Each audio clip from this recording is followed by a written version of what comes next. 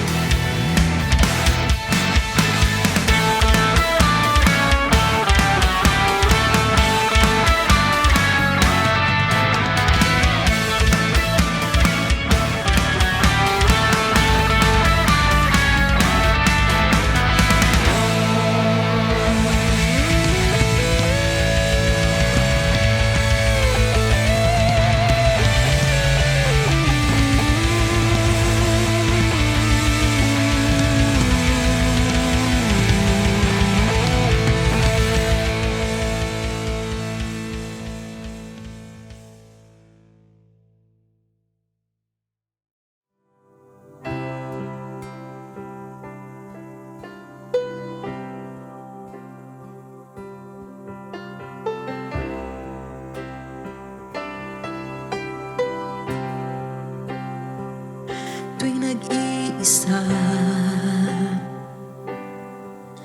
Ramdam ko na kay bigat itong dala ng puso kong nasasaktan. Hindi malaman na aking gagawin.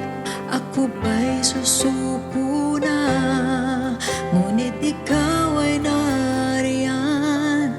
Di mo ako pinabayaan, Panginoon. Ang nagbibigay lakas sa aking puso, ang aking tanging sandigan. Alam kong ano man ang mangyari, di mo ako iiwan. Pangahawak ang mga pangako mo, ang papuri tanging sa'yo. Itataas ang dakilang ngalan mo, tanging ikaw, O Diyos, ang paghahariin sa puso ko. Kahit na ano pa mang panahon, laging nandyan, tunay ang pag-ibig ng alay mo. Hindi mangangamba, Jesus, ikaw ang aking kasama. Luluwalhatiin ka, pagkat ikaw ang Diyos na nagliligtas, at wala nang ang iba. Wala nang iba. Itataas ang dakilang ngalan mo, tanging ikaw, O Diyos, ang paghahariin sa puso ko. Kahit na ano pa mang panahon, laging nandyan, tunay ang pag-ibig na alay mo. Itataas ang dakilang ngalan mo, tanging ikaw, O Diyos, ang paghahariin sa puso ko. Kahit na ano pa mang panahon, laging nandyan, tunay ang pag-ibig na alay mo.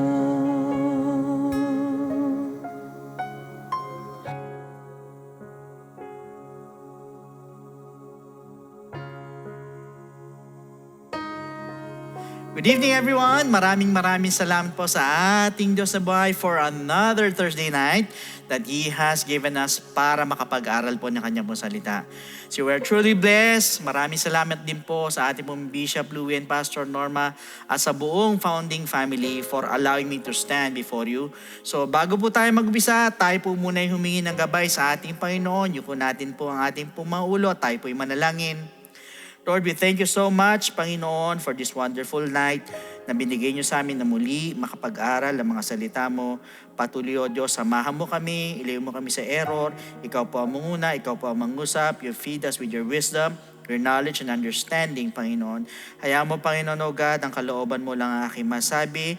At hayaan mo, Panginoon, ikaw lamang po ang maitaas sa oras na ito. Dahil alam mo, Panginoon, na wala akong magagawa kung hindi mo kami sasamahan, Panginoon. Dalahin din namin yung mga kapatid namin na galing sa trabaho, sa malalayong lugar ay hayaan mo makaabot po sa aming pag-aaral, makauwi na maayos sa kanilang mga tahanan, Panginoon. Lord, again, we continue, Panginoon, O God, to ask for your Holy Spirit, Panginoon, na manguna at mangusap sa bawat isa po sa amin magmula sa umpisa hanggang sa matapos. All these things we ask in Jesus' name. Amen. So mga kapatid, last week, we concluded our study about Uriah the Hittite, where we learned about the true nature of anointing, na hindi po ito lisensya para sa pride or sa immunity mula po sa mga test ng kaaway. So we must always guard our heart and strive for righteousness continuously.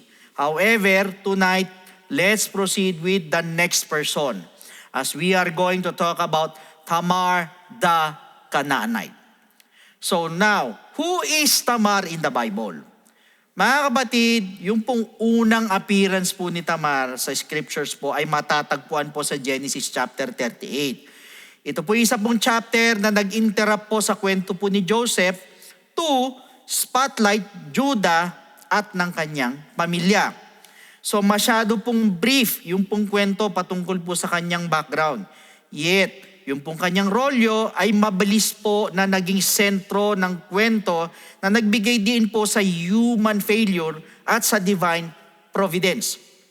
Moreover, si Tamar po is a Canaanite woman, married to Judah's sons.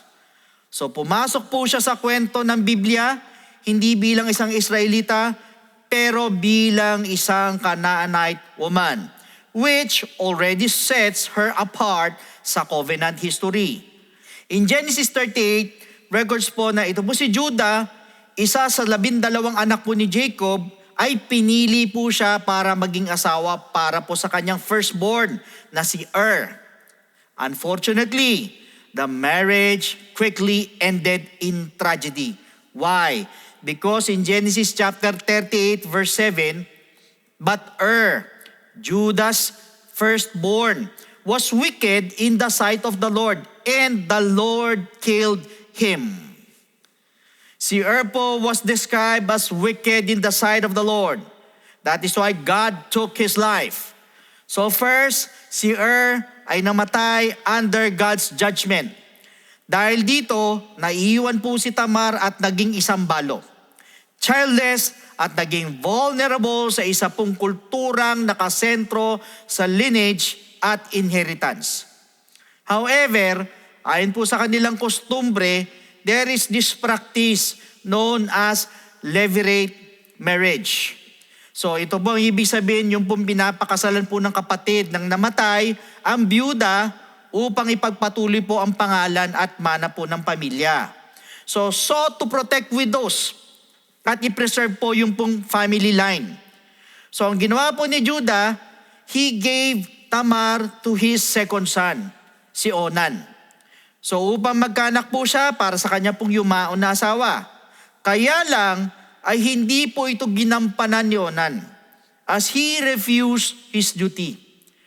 Though ito pong si Onan engaged in marital relations kay Tamar, pero sinadya niya pong i-prevent ang conception. Bakit?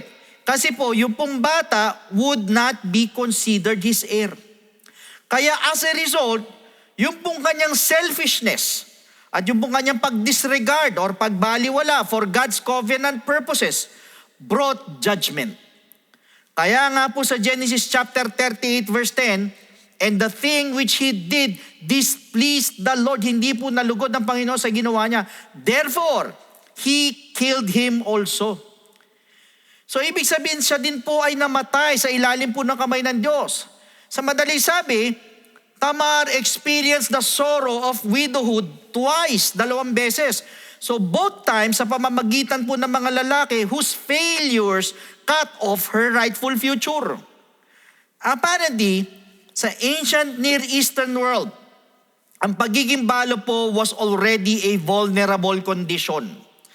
Pero yung pong sitwasyon po ni Tamar was compounded by childlessness. At ang mabigat, without children, ang kinabukasan po niya ay malabo or madilim. Wala din po siyang heir para bitbitin po yung pangalan ng kanyang asawa. Wala din po magtatanggol sa kanyang matandang edad. At wala din po siyang lugar para sa honor within the covenant family. Kaya yung pong kanyang powerlessness was not only social but also legal.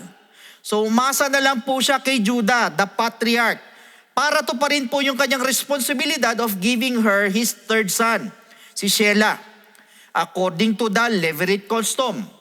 Yet, ito naman po si Judah ay nag-hesitate po dahil sa takot po na baka mamatay din po si Shelah. So instead na proteksyonan po si Tamar, ang ginawa niya, pinabalik niya po ito sa tahanan ng kanyang ama. So effectively, sidelining Tamar at iniwan siya in a state of suspended hope.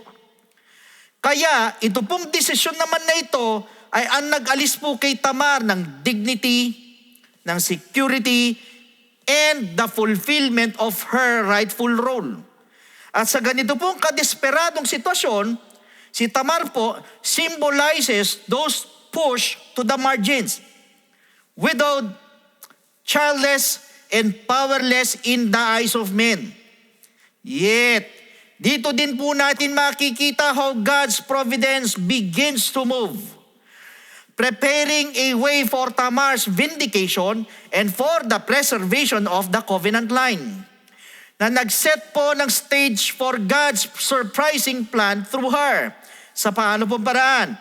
She became the mother of Perez, ancestor of David and Jesus Christ in Matthew chapter 1 verse 3. Judah begot Perez and Zerah by Tamar. Perez begot Hezron and Hezron begot Ram.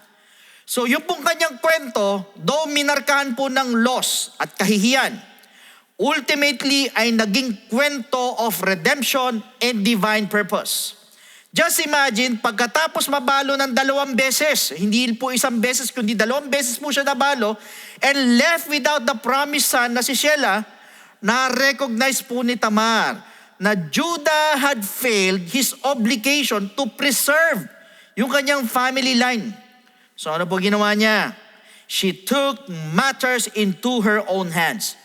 In what way? She veiled herself at pinosisyon niya po yung sarili niya sa daanan kung saan dadaan po si Judah, disguising herself as a prostitute. Ganun po ginawa niya. At sa pamamagitan po ng isang ironic twist, ano po nangyari? Ito pong mismong si Judah ang ginamit para maging instrumento para si Tamar po ay magdalang tao. Though ito po isang scandalous or nakakahiya sa mata ng mga tao, pero ito pong gawa na ito exposed Judah's neglect. At the same time, ay nagdala po ng continuation of his lineage. Nung nahayag po yung pagbubuntis po ni Tamar, nung una, kinondem po siya ni Judah to death for immorality. As Judah reacted with fury sa Genesis chapter 38 verse 24. And it came to pass about 3 months after that Judah was told, saying, Tamar, your daughter-in-law has played the harlot. Furthermore, she is with child by harlotry. So Judah said, sabi niya, bring her out and let her be burned. Yun ang sabi ni Judah. So dito mapapansin po natin yung hypocrisy. Ito po yung parehas na Judah who had gone into the woman na akala niya po isang prostitute. Hindi po siya nag-hesitate sa paghahanap ng pleasure para sa kanyang sarili. Yet, nagdemand siya ng harshest penalty para kay Tamar, who had been left vulnerable dahil din po sa sarili niyang negligence. Ano po ibig sabihin? This is the essence of self-righteousness, condemning in others what we secretly excuse in ourselves. It is as if wala po siyang tinatagong kasalanan. Pero kung makaturo po, makapanghusga po, kay Tamar ay gano'n na lang. However, nung pinakita po ni Tamar, yung po kanya staff, yung cord, tsaka yung seal or yung signet, at yung mga pledges na binigay niya kay Tamar, ano nangyari? Napilitan po siya. Ito po si Judah na harapin yung sarili niyang failure. Kaya po sa Genesis 38 verse 26, so Judah acknowledged them and said, she has been more righteous than I, sabi ni Judah, because I did not give her to Shelah my son, and he never knew her again. Ang sabi niya, she is more righteous than I. So this vindicated Tamar's actions and restored her honor. So magmula po sa union na ito, came Perez, na ang ibig sabihin po ng pangalan ay breakthrough or breach. Meaning, within this cycle of tragedy, hinahanda po pala siya ng Diyos to bring forth Perez na isa pong child of destiny, na siya magpapatuloy ng covenant line na nagpapaalala po sa ating pong lahat that God's purposes prevail even amid human failures. Now, remarkably, ito po si Perez became the ancestor of King David sa Ruth chapter 4 verses 18 to 22. And through David, the lineage of the Messiah. Kaya po sa Matthew chapter 1 verse 3, kasama po si Tamar at si Perez sa genealogy po ni Jesus Christ, highlighting that God's redemptive plan often works through unexpected and even scandalous circumstances. And I just want you to know na sa kabila ng mga pangyayaring ito sa buhay ni Tamar, si Tamar po was also considered as the woman of righteousness. Sa paano pong paraan? First, she was the first woman to secure covenant line through bold action. Sa Genesis chapter 38 verses 13 to 18. Nag-disguise siya sa sarili niya, hindi po para magkasala, but to claim covenant promise. Sa pamamagitan ng pagsasang-alang-alang ng kanyang reputasyon to preserve God's seed, ito po ay nagpapakita sa atin ng faith sometimes requires bold steps when promises are withheld. Pangalawa, she was the first woman declared more righteous than a patriarch. Sa Genesis chapter 38 verse 26. So Judah acknowledged them and said, "She has been more righteous than I, because I did not give her to Shelah my son, and he never knew her again." Inacknowledge po ni Judah yung pong righteousness po ni Tamar. Ibig sabihin, ang gender, ang estado, o ang kultura ay hindi po kaya at pwedeng limitahan po ang righteousness. Why? God sees faith, not labels. Yan po ang nakikita po ng Diyos, ang pananampalataya po ng isang tao. Now, pangatlo, she was the first Gentile woman in Messiah's genealogy. Sa Matthew chapter 1 verse 3, Judah begot Perez, and Zerah by Tamar. Perez begot Hezron, and Hezron begot Ram. Siya po ay nakalistad sa genealogy po ni Jesus Christ with Rahab, kay Ruth, and kay Bathsheba. So makikita po natin ang isa pong tagalabas ay naging parte of God's redemption plan or redemptive plan. Meaning to say, our past, even our nationality or background does not disqualify us. Because faith brings you in. Pananampalataya pa din. Kaya po si Tamar, though seen as unrighteous, was vindicated. Kaya po siya naging the woman of righteousness first. Now, pang-apat, she was the first woman judged before investigation in Genesis chapter 38 verse 24. Basahin po natin. And it came to pass about 3 months after that Judah was told, saying, "Tamar, your daughter-in-law, has played the harlot. Furthermore, she is with a child by harlotry." So Judah said, "Bring her out and let her be burned." Si Judah po condemned her without asking questions. Kinondemn na siya. Hindi man lang inalam, hindi man lang nagtanong. Basta na lang siyang kinondemn na po ni Judah without presenting any evidence or proof. In which, panglima, she was the first falsely accused widow facing the death penalty. Ang sabi po sa Genesis chapter 38 verse 24. So Judah said, "Bring her out and let her be burned." So she was assumed guilty of prostitution and was sentenced to burning. At naniniwala po ko na nangyayari din po ito sa panahon po natin. Ilan po sa mga mamamayan ang naaakusahan po ng mali, kaya po napaparusahan na or nagkakaroon ng death penalty. Although hindi ko naman po nila lahat. Pero meron pong ilan na alam po natin or alam po na marami na hindi po talaga nagkasala but was falsely accused. Ang iba porkit mahirap walang kakayanang ipagtanggol ang sarili. Kaya kung ano na lang ang ihatol, tatanggapin na lang. Wala silang magawa. Samantalang, ang totoong may sala gets away with it. So ito po yung nagpapakita po ng kawalan ng hustisya ng bansa. Now furthermore, pang-anim, she was the first woman to defend herself with undeniable physical evidence. Sa pamamagitan po ng Genesis chapter 38 verse 25. When she was brought out, she sent to her father-in-law saying, "By the man to whom these belong, I am with child," sabi niya. And she said, "Please determine whose these are, the signet and cord and staff." So it is Judah's signet, cord, and staff. When Tamar revealed Judah's staff, yung cord, pati yung seal or yung signet, the tables turned dramatically. Nag-iba po yung ihip ng panahon.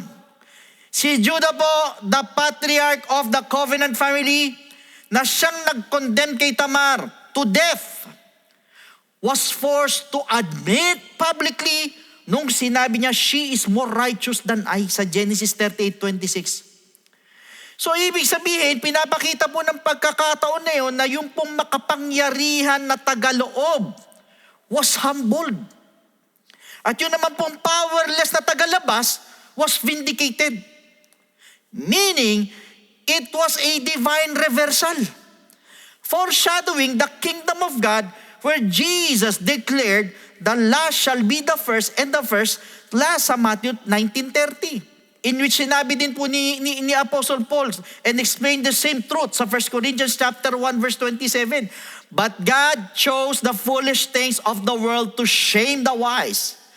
God chose the weak things of the world to shame the strong. Meaning to say, hiniya po ng righteousness ni Tamar yung pong hypocrisy ni Judah. So pinapakita po nito na ang sinusukat po ng Diyos ay ang righteousness.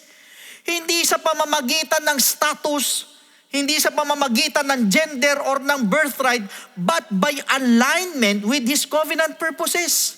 Doon po sinusukat ng Diyos. So ibig sabihin, ang credibility po ng isang tao does not come from titles. It does not come from traditions or power, but from humility, integrity, and truth. Diyan po nanggagaling. Kumbaga sa panahon po natin, ito po yung mga political scandals kung saan yung po mga powerful executives were exposed by whistleblowers, mga ordinaryong tao na nagsabi ng totoo. Meaning, when the powerful were humbled, reputations toppled, nagbagsakan ang kanilang reputasyon. And the weak is vindicated. So similarly, yung pong katotohanan po ni Tamar ang nagdala po kay Judah to his knees. In which in God's kingdom, it works the same way. Humility, not hypocrisy, is the mark of true righteousness. Yan po ang tunay na marka ng totoong pagiging matuwid. Humility, not hypocrisy. Napunta po tayo sa pang-7. She was the first birth reversal marked by scarlet. Sa Genesis chapter 38 verses 28 to 29, basahin po natin. And so it was, when she was giving birth, that the one put out his hand, and the midwife took a scarlet thread and bound it on his hand, saying, "This one came out first." Ito yung naunang lumabas. Then it happened, as he drew back his hand, that his brother came out unexpectedly, and she said, "How did you break through?" Paano ka nag-break through? "This breach be upon you." Therefore, his name was called Perez. Si Zerah po reached out first. Siya po ang una nag-reach out. Pero ito pong si Perez broke through.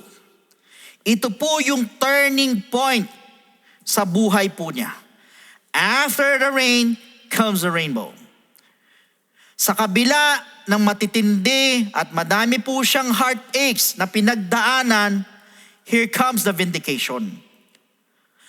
Kaya po lastly, Ang pangwalo, she was the first scandal preserved as part of salvation history. Sa Matthew chapter 1, verse 3.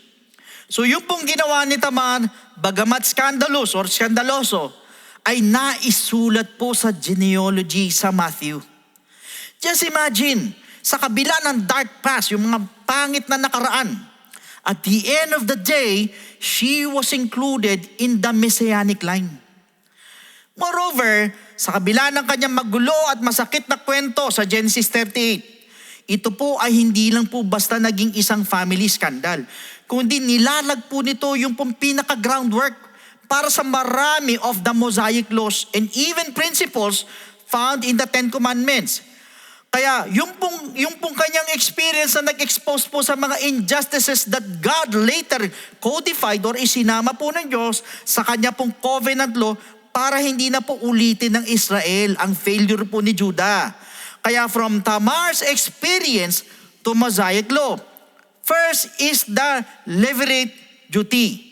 Mga kapatid, Tamar's right to children was denied when ito po si Judah withheld Shelah. Kaya po sabi po sa Genesis 38 verses 8 hanggang 11 po.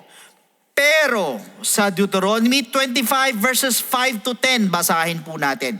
If brothers dwell together and one of them dies, ang isa sa kanila namatay, and has no son, walang anak, the widow of the dead man shall not be married to a stranger outside the family. Yung byuda or yung mababalo nung namatay na kapatid ay hindi pwede ikasal sa stranger or yung labas sa pamilya. Her husband's brother shall go into her, take her as his wife. So yung pong kapatid nung yumaong asawa, yun ang magiging kapalit, yun ang magiging asawa nung nabalo. And perform the duty of a husband's brother to her. Yun ang gagawa ng responsibilidad ng duty. And it shall be that the firstborn son which she bears will succeed to the name of his dead brother, that his name may not be blotted out of Israel. So yung pong firstborn son na siyang ipinanganak ng babae ang magsasaksi doon sa pangalan ng kanyang dead brother. But if the man does not want to take his brother's wife, pag yung lalaki, yung kapatid, ayaw kunin yung asawa or pakasalan yung asawa ng kapatid niya, then let his brother's wife go up to the gate to the elders. Papupuntahin sa gate sa mga elders and say, my husband's brother refuses to raise up a name to his brother in Israel. Ayaw kasi ng kapatid ng asawa ko to raise up a name ng pangalan sa kanyang kapatid sa Israel. So he will not perform the duty of my husband's brother. Then the elders of his city shall call him and speak to him. Tatawagin ngayon siya ng mga elders sa city at kakausapin siya. But if he stands firm and says, naging matigas siya, naging firm siya, I do not want to take her. Ayoko siyang pakasalan. Ayoko siyang kunin para maging asawa ko. Then his brother's wife shall come to him in the presence of the elders. Remove his sandal from his foot. Tatanggalin yung sandal sa paa niya. Spit in his face. Dudurhan siya sa mukha. And answer and say, so shall it be done to the man who will not build up his brother's house. And his name shall be called in Israel, the house of him who had his sandal removed. Sa madalit sabi, ano pong ginawa na Diyos?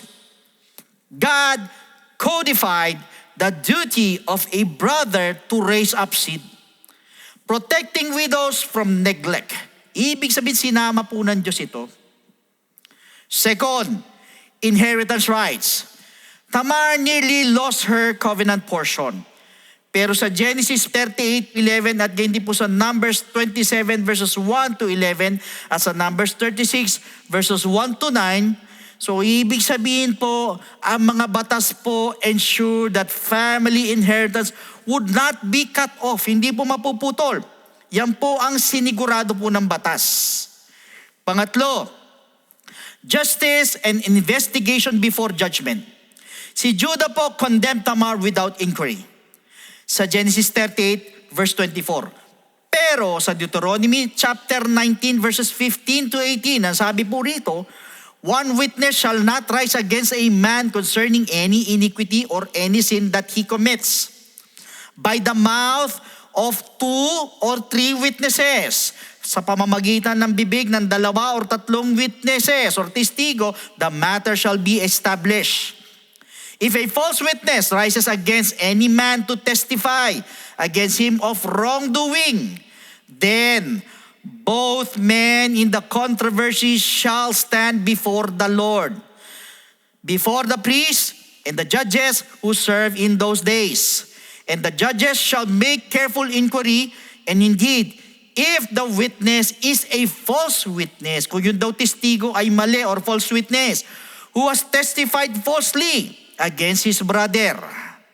Meaning to say, yun pong batas required 2 or 3 witnesses and careful investigation.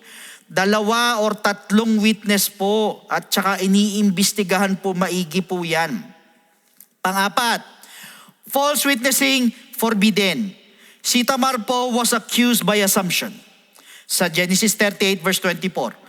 Pero ang sabi po sa Exodus 20 verse 16, you shall not bear false witness against your neighbor. Sa 9th commandment po yan, malinaw na sinabi, you shall not bear false witness. At sa Mosaic law, given later, directly address this kind of injustice. Inutos po ito that no one be condemned without proper evidence. Kaya po ang sabi po sa Deuteronomy 19:15, one witness shall not rise against a man concerning any iniquity or any sin that he commits. By the mouth of 2 or 3 witnesses, the matter shall be established. So yung pong condemnation ni Tamar ay dumating, hindi sa pamamagitan ng katotohanan, kundi sa assumption. Ito po ay kapare sa double standard that is found in John chapter 8 verses 3 to 11. Nung ito pong mga Pariseo dragged before Jesus na isa pong babae caught in adultery. Habang yung pong guilty man was conveniently absent, wala yung isa, yung kanyang kalaguyo. Nagdemand po sila na siya'y patayin, pero inignore po nila ang sarili po nilang kasalanan. Kaya po anong sabi ni Jesus Christ sa kanila, na nag-expose sa kanila hypocrisy, let him who is without sin cast the first stone. Ang sino mong wala sa inyong kasalanan, ang siyang unang bumato. Yun ang sabi ni Kristo. At yan po ang problema sa panahon po natin. Too often, reputations are destroyed without investigation and assumptions replace truth. Madalas po ganyan na nangyayari sa iba. Napapahamak yung falsely accused. But on the other hand, mali naman ang judgment nung nag-akusa, which should not be the case. Pang-5, prohibition of immorality in family lines. So Tamar's union with Judah was scandalous. Sa Genesis 38 verse 18. Pero sa Leviticus 18 verse 15, ang sabi rito, you shall not uncover the nakedness of your daughter-in-law. She is your son's wife. You shall not uncover her nakedness. Ang batas po forbade father-in-law, daughter-in-law relations. Pinagbawal po yan. Isinama po nila sa batas po nila yan. Pang-6, protection of widows, orphans, and foreigners. Mga kapatid, si Tamar po was a foreigner. She was powerless and nearly destroyed. Sa Genesis 38 verse 11. Pero ang sabi po sa Exodus 22 verses 22 to 23, you shall not afflict any widow or fatherless child. Malinaw na sinabi rito, you shall not afflict any widow or fatherless child. If you afflict them in any way, and they cry at all to me, I will surely hear their cry. In other words, God commanded Israel na huwag pong i-oppress ang mga widows or foreigners. Dahil pag sila po'y umiyak, ay naririnig po ng Diyos yung mga iyak po nila. And yet, Judah did. Pangpito, condemnation of sexual exploitation. Si Onan po used Tamar, but he refused his duty. Tinanggihan niya yung tungkulin niya. Ang sabi po sa Genesis 38:9-10. Pero sa Exodus 20, verse 14, ito po yung 7th commandment, you shall not commit adultery. At gayon din sa Leviticus chapter 18, 6-18. Meaning, ang mga laws guarded against sexual sin and neglect. Yan po ang silbi ng mga batas. However, makikita po natin na may connection po ang mga nangyari po kay Tamar sa mga commandments ng Diyos na nasa 10 commandments. Una, sa 5th commandment, honor your father and mother. Pero yung pong anak po ni Judah, disobeyed their family and covenant. Pangalawa, yung pong 6th commandment, you shall not kill. Yung pong selfishness ni Onan ay nagdala po sa kanya sa kamatayan. At yung pong hasty sentence ni Judah, nearly killed Tamar unjustly. Halos mapatay na po si Tamar.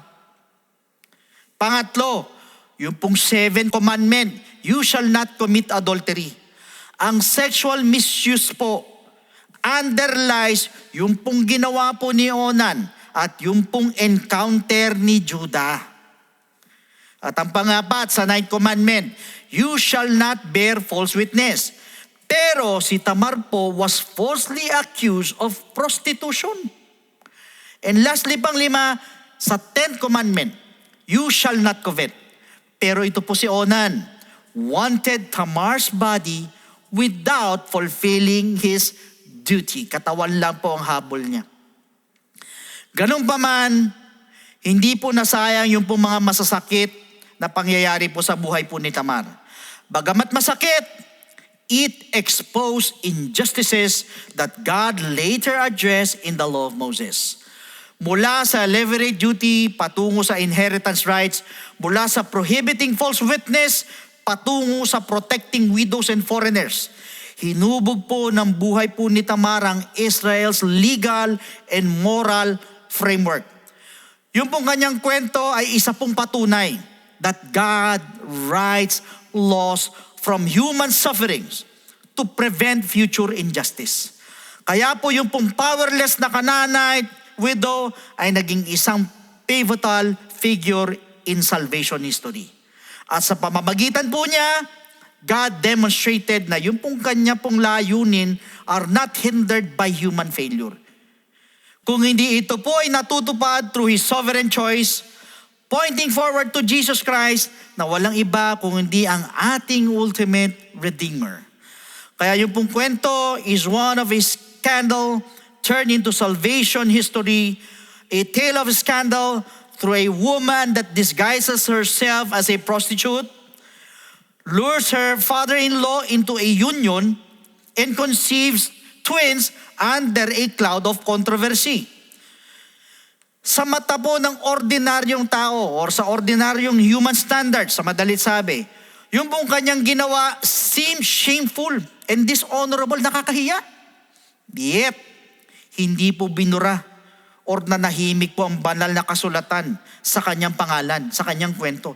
Instead, si Tamar po ay naalala bilang isang babae or a woman through whom God preserved the covenant line and advanced His redemptive plan. Brothers and sisters, yung pong scandal is undeniable. Hindi natin may di-deny. Talagang nakakahiya kung tutuusin. But so is yung pong kaligtasan, yung salvation, na nag-emerge mo mula po dito. Yung pong kanyang determinasyon ang nag-expose po sa failure at nagdala po kay Judah para mag-confess and safeguarded the family's future.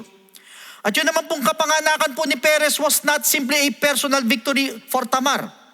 It was a breakthrough in salvation history.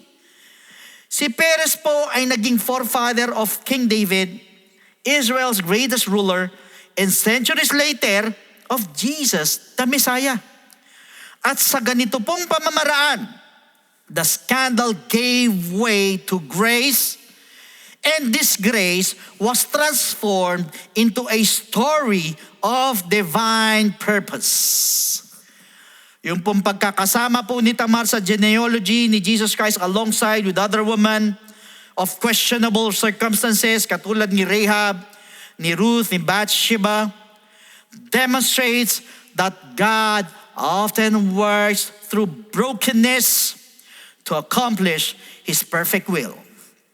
Therefore, yung po kanyang buhay testifies that no situation, however scandalous, lies beyond the reach of God's redemptive power.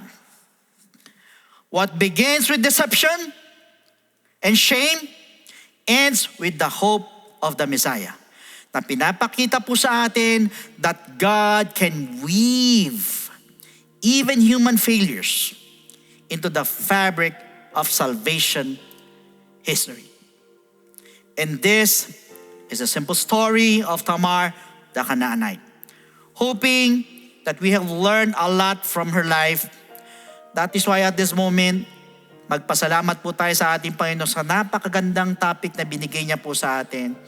Na kung minsan kasi, iniisip po natin, akala ng iba, akala ng marami, pangit ang mga current situations nila. Pero kapag dating pala sa dulo, maganda pala ang plano at layunin po ng Diyos.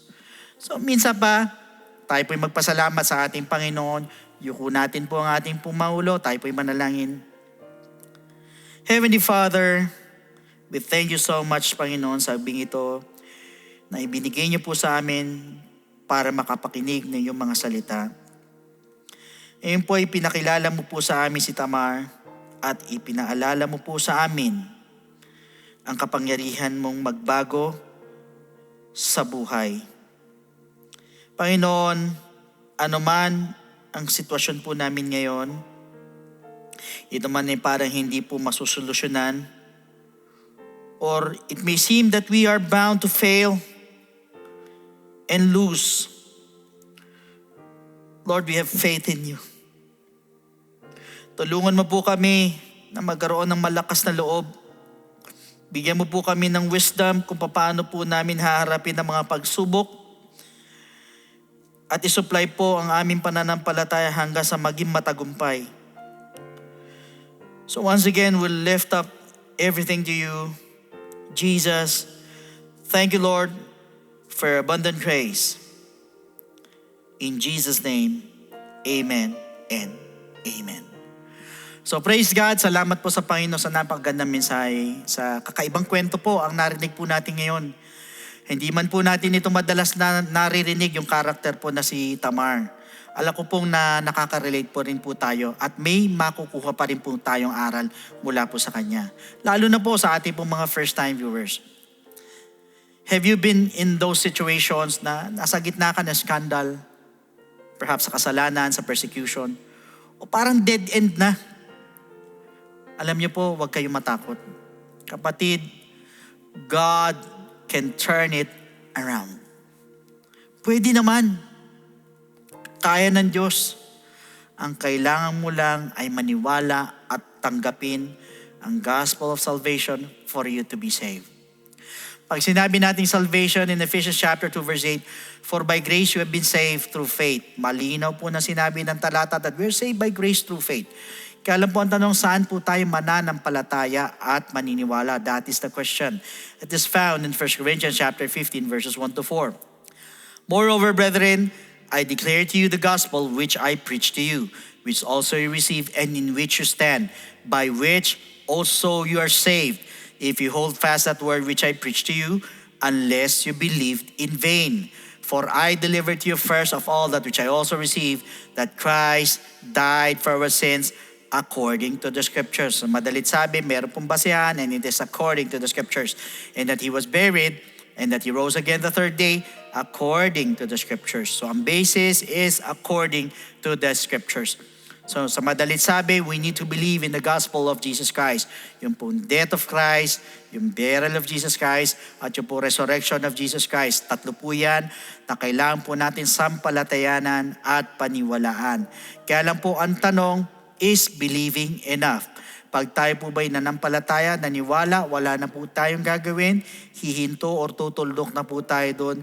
Alam niyo po, ang sabi po sa 1 Peter chapter 4 verse 17, "For the time has come for judgment to begin at the house of God. And if it begins with us first, what will be the end of those who do not obey the gospel of God?" Ano daw ang katatapusan, ano daw ang dulo doon sa hindi sumunod sa gospel ng ating Panginoon. So meaning to say, the gospel of Christ must be obeyed. Pag tayo po'y nanampalataya, tayo po'y naniwala, kailangan lakipan po natin ang pagsunod. Hindi po tayo matatapos sa believing, kundi kailangan sundin po natin ang gospel. Kaya lang po, another question is, how will you obey? It is found in the book of Acts chapter 2 verse 38.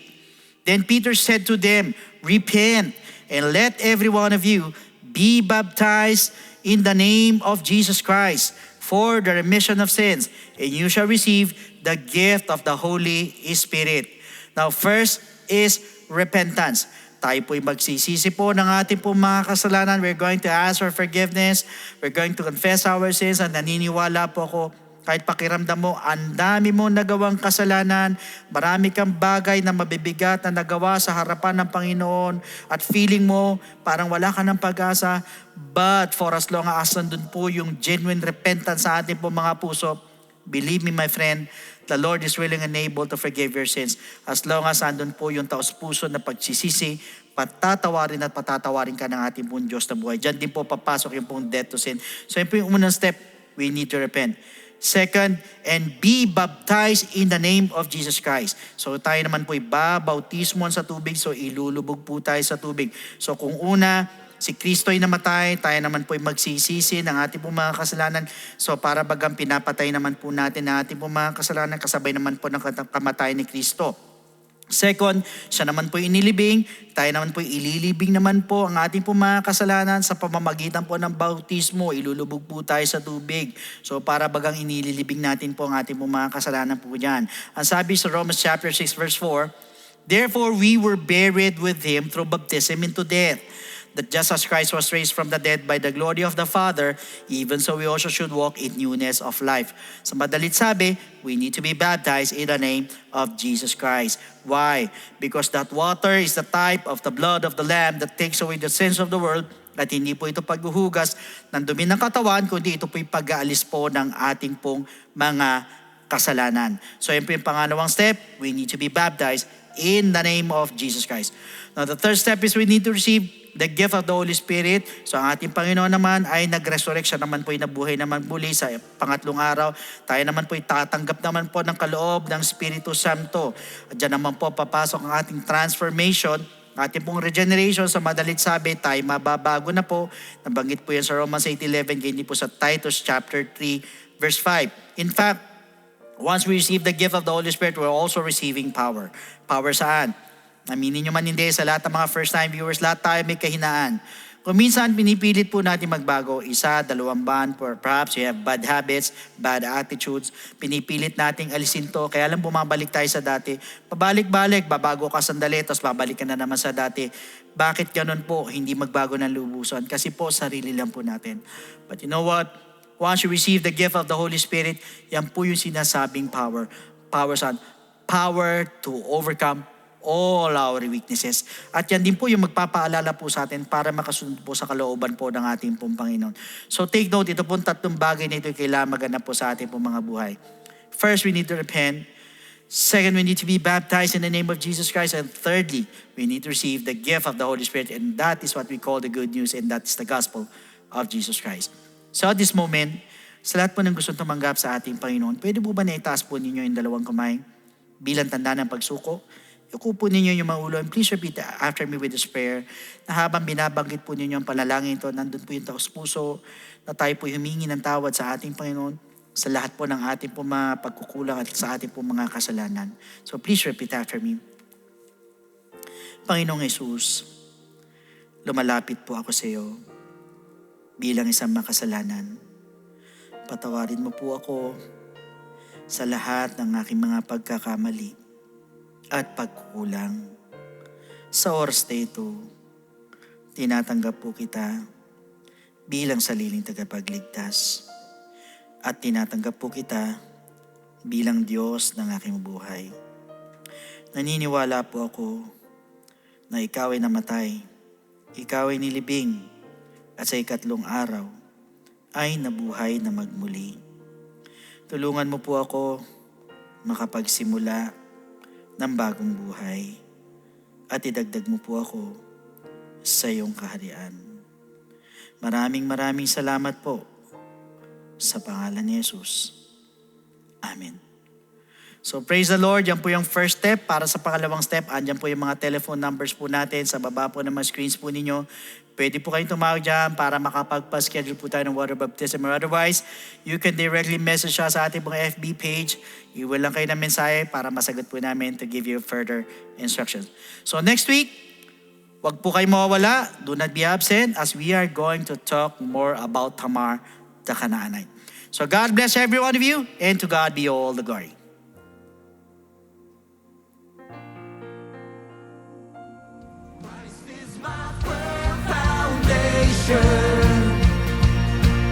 The rock on which I stand, when everything around me is shaking. I've never been more glad that I put my faith in Jesus. He's never let me down. He's faithful through generations. So why would he fail now? He won't fail. He won't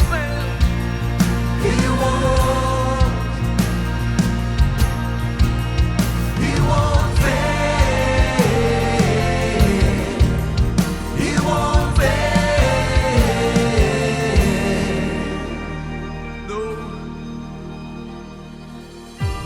Our being here is a testament to God's mercy, God's power, and God's salvation. Hallelujah, Jesus.